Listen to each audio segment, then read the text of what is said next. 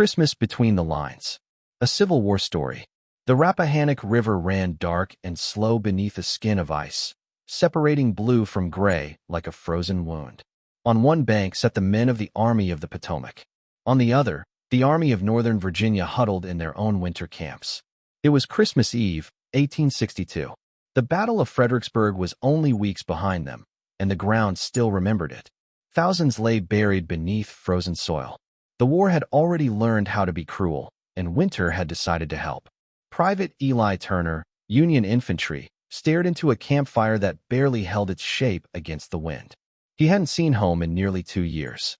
His mother's last letter was folded thin as cloth in his coat pocket, read so many times the ink had begun to fade. Across the river, Confederate fires flickered back, distant, steady, human.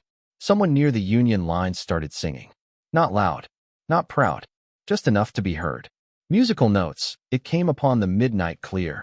Musical notes. The song drifted over the ice. For a moment, nothing happened. Then, softly, almost shyly, another sound floated back. Musical notes, from angels bending near the earth.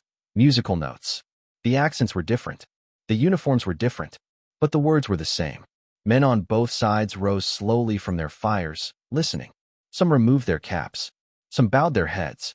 Rifles leaned against trees, forgotten for a few minutes that felt like stolen time. The song ended. Silence followed. Then laughter, quiet, surprised. Someone shouted across the river, "Merry Christmas, Johnny." A voice answered back, "Same to you, Yank." On Christmas morning, a strange thing happened.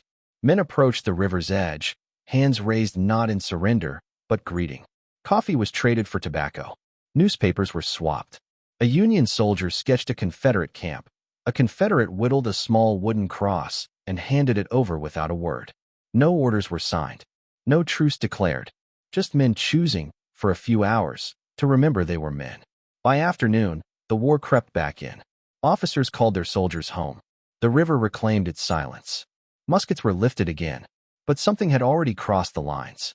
Years later, survivors would struggle to explain why that Christmas stayed with them longer than any victory or defeat. Maybe because it proved something dangerous to war and precious to history. That even when a nation is torn in two, the human heart still knows the sound of peace. Historical note. This story is inspired by documented Civil War accounts from the winter of 1862 to 1863, particularly following the Battle of Fredericksburg. Soldiers on both Union and Confederate sides recorded informal Christmas observances, shared songs, shouted greetings, and occasional exchanges of goods across rivers or picket lines. While no single, officially declared Christmas truce occurred in the American Civil War, these spontaneous moments of humanity are well attested in letters, diaries, and memoirs. The characters and specific dialogue in this story are fictional, but the setting, customs, and spirit of the event are historically grounded.